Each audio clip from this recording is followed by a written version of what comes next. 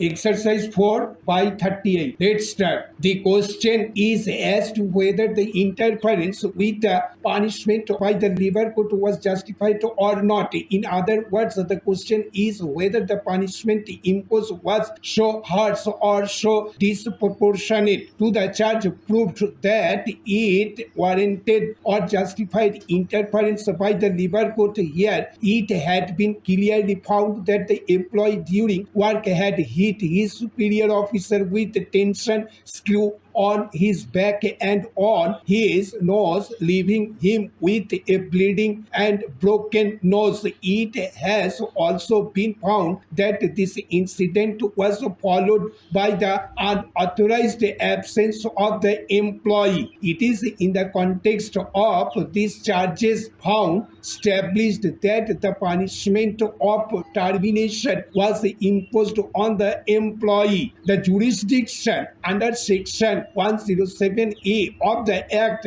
to interference with punishment when it is a discharge or dismissal can be exercised by the labor court only when it is satisfied that the discharge or dismissal is not justified. Similarly, the High Court gets jurisdiction to interfere with the punishment in exercise of its jurisdiction under Article 226 of the Constitution of India only when it finds that the punishment imposed is shockingly disproportionate to the charge proved. This court, after referring to the scope of interference with punishment under Section 11A of the Industrial Disputes Act, held that the labor court was not justified in interfering with the order of removal from service when the charge against the employee stood proved para. It was also held that the jurisdiction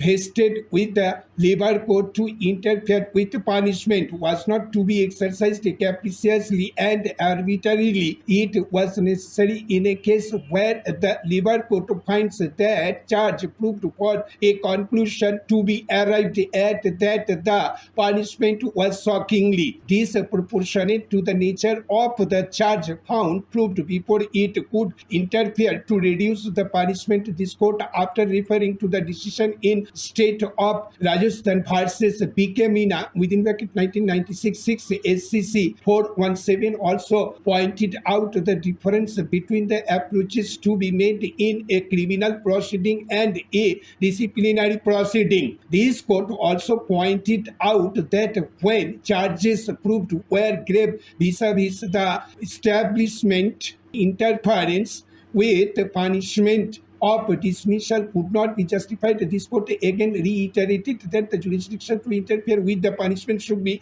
exercised only when the punishment is shockingly disproportionate and that each case had to be decided on its facts. This court also indicated that the labor court or the industrial tribunal, in terms of the provisions of the act, had to act within the four corners thereof. It could not sit in appeal over the decision of the employer unless there existed a statutory provision in that behalf. The tribunal or the labor court could not interfere with the quantum of punishment based on irrational or extraneous factors and certainly not on what it considers a compassionate ground. It is not necessary to multiply authorities on this question since the matter has been dealt with in detail in a recent decision of this court. Stop. Thank you.